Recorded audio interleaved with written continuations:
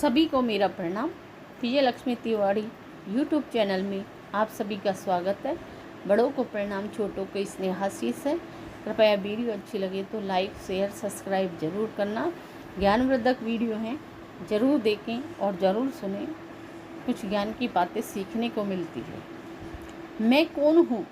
अपने शरीर के बारे में अपन को जानना है कि मैं कौन हूँ। चौहों और वैदिक धर्म व अद्वैत ज्ञान की प्रतिष्ठा को लेकर दिग्विजयी आचार्य शंकर अपने शिष्यों के साथ विभिन्न स्थानों की यात्रा कर रहे थे। उस दिन यात्रा करते हुए वे श्रीवेली आ पहुँचे थे। श्रीवेली के श्रद्धालुओं ने आचार्य शंकर का बड़ा आदर सत्कार किया। आचार्य शंकर पहले देवस्थान हर पार्वती के मंदिर में गए। वहाँ पूजा अर्चना कर वे अपने विश्राम स्थल पर पहुँचे। उनके दर्शन को श्रद्धालुओं की भीड़ उमड़ पड़ी। आचार्य शंकर ने उन्हें अद्वैत तत्व की सरल व्याख्या करके समझाया। ब्रह्म ज्ञान के तेज से प्रदीप्त उनके मुखमंडल को देख सभी श्रद्धालु उनकी ओर सहजे आकर्षित हो रहे थे। श्रद्धालुओं की उस भीड़ में प्रभाकर नाम के एक ब्राह्मण भी अपनी पत्नी सहित अपने 13 वर्षीय पुत्र को लेकर आचार्य शंकर के दर्शन व आशीष की आकांक्षा के लिए आए थे। प्रभाकर का पुत्र 13 वर्ष की आयु पूर्ण कर चुका था, पर वह कुछ बोल नहीं पाता था क्योंकि वह गूंगा था। ब्राह्मण प्रभाकर ने आचार्य शंकर की अलौकिक शक्तियों व योग बल के बारे में सुना था। उन्हें यह आशा थी कि आचार्य शंकर की कृपा दृष्टि से उनका गूंगा पुत्र भी बोलने लग सकता है। यह सोचते हुए कुछ फल मिष्टान आदि भेंट स्वरूप शंकराचार्य के चरणों में अर्पित कर रोने लगा। प्रभाकर का गूंगा पुत्र भी शंकराचार्य के चरणों से लिपट गया। प्रभाकर रोते रोते देखकर शंकराचार्य ने बड़े प्रेम से उसके सिर पर हाथ रखा और बोले, विप्र, धीरज रखो। तब प्रभाकर ने कहा, हे देव, इस बालक के जड़ भाव का क्या कारण है जिसके कारण ये कुछ बोल नहीं पाता है। हे देव, आप तो करुणा के सागर हैं। आप इस बालक पर करुणा कीजिए और इसे ठीक कर दीजिए। हमारे पुत्र कुछ बोल नहीं पाता, फिर यह वेदादिक भला किस प्रकार पढ़ सकेगा। यह तो अपनी भूख प्यास भी नहीं बता सकता। इसकी दशा देखकर हमें अत्यंत कष्ट होता है। प्रभाकर की बातें सुनकर शंकराचार्य ने उसके गूंगे पुत्र की आंखों में अपार करुणा भरी दृष्टि से देखा और पूछा, हे शिशु, तुम कौन हो? तुम्हारा नाम क्या है? तुम कहाँ से आए हो? हे वत्स, तुम इन प्रश्नों के उत्तर देकर मुझे प्रसन्न करो। तुम्हें देखकर मुझे अतिशय आनंद का अनुभव हो रहा है। शंकराचार्य की करुणा भरी दृष्टि व स्पर्श ने मानो उस बालक में किसी दिव्य आध्यात्मिक शक्ति का संचार कर दिया और वह गूंगा बालक शंकराचार्य के ब्रह्म तेज से प्रदीप्त मुख को कुछ पल देखता रहा और फिर मधुर वाणी में बोला, हे देव, मैं मनुष्य नहीं, कोई देवता या यक्ष भी नहीं। मैं ब्राह्मण, क्षत्रिय, वैश्य, शूद्र भी नहीं। मैं ब्रह्मचारी, गृहस्थ, वानप्रस्थी, सन्यासी भी नहीं। मैं मन, बुद्धि, देह या इंद्रियां भी नहीं। मैं तो केवल और केवल निज बोध स्वरूप आत्मा हूँ, जो मन या चक्षु आदि इंद्रियों के अगोचर हैं। मैं वही नित्य आत्मा हूँ, विविध पात्रों के जल में प्रतिबिंबित सूर्य की तरह, जो प्रकाश स्वरूप में अनेक बुद्धियों के भीतर विभिन्न रूप से प्रतीयमान होती है। वह नित्य ज्ञान स्वरूप आत्मा मैं हूँ, जो सारे प्राणियों और वस्तुओं में व्याप्त है, पर फिर भी जिसे कोई वस्तु स्पर्श नहीं कर सकती। मैं वही नित्य ज्ञान स्वरूप आत्मा हूँ, जो आकाश के समान सर्वदा शुद्ध और स्वच्छ स्वरूप है। मैं वह नित्य ज्ञान स्वरूप आत्मा हूँ। इस प्रकार संस्कृत श्लोक कहते हुए शंकराचार्य के प्रश्नों का उत्तर देते हुए वह गूंगा बालक बोलने लगा। शंकराचार्य के प्रश्न पर उस गूंगे बालक के मुख से इस प्रकार ज्ञान की बातें सुनकर और उसे बोलते देखकर वह उपस्थित सभी लोग हतप्रभ रह गए। शंकराचार्य ने अपने शिष्यों की ओर देखते हुए कहा, यह बालक अवश्य ही कोई ब्रह्म ज्ञान पुरुष होगा, क्योंकि तत्वज्ञान से पूर्ण और आत्मस्वरूप का ऐसा वर्णन साधारण मनुष्य से संभव नहीं हुआ। आवश्यक ही इस बालक ने आत्मज्ञान प्राप्त कर लिया है। इस बालक के द्वारा व्यक्त यह स्तोत्र अस्तामलक नाम से प्रसिद्ध होगा और तुम सब भी आत्मस्वरूप को अभिव्यक्त व प्रकाशित करने वाले इस स्तोत्र को कंठस्थ कर लो। उधर अपने गूंगे पुत्र को बोलते देखकर प्रभाकर दंपति के आनंद की कोई सीमा न रही। वह आचार्य शंकर के चरणों में नतमस्तक हो गया और बोला, हे देव, हम आपको किस प्रकार से धन्यवाद दें। आज हमारा रोम रोम आपके इस उपकार से ऋणी हो गया। आचार्य बोले, पूर्व जन्म के शुभ कर्म तथा तप के फलस्वरूप यह बालक ब्रह्म ज्ञान में प्रतिष्ठित हुआ है। इसी कारण यह लौकिक बातें नहीं करता, ये गृहस्थ धर्म का पालन नहीं करेगा और विरक्त रहेगा।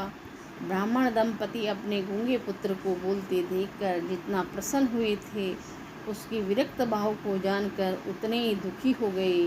वे दुखी होकर अपने पुत्र को लेकर घर आए और प्रयत्न करने लगे कि वह कुछ बोले, पर वह एक शब्द भी नहीं बोला। उसकी जननी अपने पुत्र का मुख चूमते हुए प्यार से बोली, ए मेरे लाल, तुम एक बार तो अपने माता पिता से बात कर, हमारे हृदय को शांति प्रदान करो। बालक चुपचाप उनके मुख की ओर ताकता, पर बोलता कुछ भी नहीं। दूसरे दिन प्रातःकाल होते ही ब्राह्मण दंपति अपने पुत्र को लेकर पुनः शंकराचार्य के पास पहुँचे और ब्राह्मणी उनके चरणों में गिरकर रोते हुए प्रार्थना करने लगी, हे देव, मेरे ये एकमात्र पुत्र है, ये विरक्त हो जाएगा, तब मैं किसका मुख देखकर अपना जीवन व्यतीत करूंगी। आचार्य बोले, हे माते, आप अपने इस पुत्र के लिए वृथा चिंता न करें। दरअसल इस बालक के शरीर में एक सिद्ध योगी निवास करते हैं, इसी कारण ये गृहस्थ धर्म का पालन नहीं कर सकेगा। शंकराचार्य मुस्कुराते हुए बोले, यह बालक तो अपने वास्तविक आत्मस्वरूप में स्थित है और ब्रह्म ज्ञानी है, इसे कोई माया मोह आसक्ति आदि नहीं बांध सकते। ब्रह्म ज्ञानी होने के कारण एवं अपने आत्मस्वरूप में स्थित होने के कारण इसका व्यवहार साधारण मनुष्य से सर्वथा भिन्न है। मुझे इसके पूर्व जन्म के बारे में भी ज्ञात है। शायद आपको वह घटना याद नहीं रही जब यह मात्र 2 वर्ष का था। आप कृपा करके वह घटना हमें बता दीजिए। देव ब्राह्मण ने नम्रता से आचार्य शंकर से कहा। आचार्य बोले, स्मरण कीजिए, जब ये बालक 2 वर्ष का था, तब आप पति पत्नी उसे लेकर यमुना स्नान को गए थे। उसे नदी के किनारे बिठाकर आप दोनों नदी में स्नान करने लगे। वहीं यमुना किनारे एक योगी ध्यानस्थ बैठे थे। आपने समझा कि वे योगी बैठे हुए हैं और आप अपने बालक को उनके समीप छोड़कर स्नान करने चले गए। वह 2 वर्ष का बालक खेलते खेलते यमुना में डूबकर मर गया। आप दोनों स्नान कर जब वापस आए तो मृतक पुत्र को देखकर उसे उस ध्यानस्थ योगी के चरणों में डालकर विलाप करने लगे। आप दोनों के रुदन को देखकर उन योगी को दया आ गई और वे अपने योग बल से अपने शरीर का त्याग कर इस मृत बालक के शरीर में योग बल से प्रवेश कर गए। बालक को जीवित देखकर आप दोनों बहुत आनंदित हुए और उसे अपने घर ले आए। वे सिद्ध योगी ही इस बालक के शरीर में निवास कर रहे हैं, आप इसे ग्रस्त नहीं बना सकेंगे। यह सुनकर दंपति बोले, हाँ देव, वह घटना हमें स्मरण हुआ ही है। तभी वह बालक बोला, माता, अब तो आपको मेरा परिचय ज्ञात हो चुका है।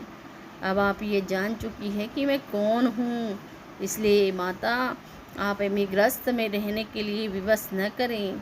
अब मुझे आप पूज्य आचार्य श्री के चरणों में रहने की आज्ञा प्रदान कीजिए। मैं भगवान से प्रार्थना करता हूँ जिससे आपको शीघ्र ही पुत्र की प्राप्ति होगी और वह गृहस्थ धर्म का पालन कर आपको आनंद प्रदान करेगा।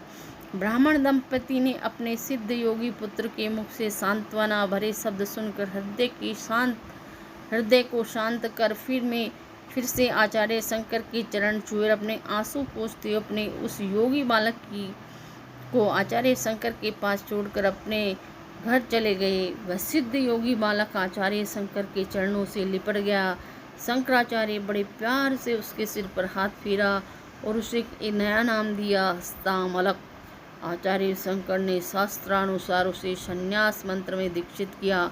आचार्य शंकर के सानिध्य में तप ध्यान करते हुए बड़े अल्प समय में ही वह बालक ब्रह्म ज्ञान में निष्णात हो निज बोध को प्राप्त हो गया। ब्रह्म ज्ञान की ज्योति से उसका मुखमंडल प्रदीप्त हो उठा। उसे ये निज बोध हुआ कि श्री गुरुदेव आचार्य शंकर की कृपा से आज मैं धन्य हूँ, कृतकृत्य हूँ, संसार बंधन से रहित हूँ तथा नित्यानंद स्वरूप और सर्वत्र परिपूर्ण हूँ। मैं असंग हूँ, अशरीर हूँ, आलिंग हूँ और अक्षय हूँ। मैं अकर्ता हूँ, अभुक्ता हूँ, अविकारी हूँ, अक्रिय हूँ और मैं शुद्ध बोध स्वरूप हूँ। मैं न यह हूँ न मैं वह हूँ, बल्कि मैं ब्रह्मा ही हूँ। मैं तो अपने नित्यानंद स्वरूप आत्मा में स्थित होकर अपनी पहली अवस्था से सर्वथा विलक्षण ही हो गया हूँ। मैं न करने वाला हूँ, न कराने वाला हूँ, न भोगने वाला हूँ, न भुगतने वाला हूँ, न देखने वाला हूँ, न दिखाने वाला हूँ। मैं तो सबसे विलक्षण स्वयं प्रकाश आत्मा हूँ। मैं सच्चित आनंद रूप हूँ। हे गुरुदेव, आपकी कृपा से ही मुझे ये बोधोपलब्धि हुई है। ऐसा जानकर वह आचार्य श्री के चरणों में लिपट गया। वह बालक अब अस्तामल का आचार्य कहलाने लगा। वह शंकराचार्य के प्रिय शिष्यों में गिना जाने लगा। शंकराचार्य के द्वारा रचित ग्रंथों का भाष्य अस्तामल का आचार्य ने भी किया था। अस्तामल का आचार्य भी आचार्य शंकर के प्रिय शिष्य पद्मपाद की ही तरह अपने गुरुदेव की सेवा व कार्य में निरत रहने लगे थे। आज का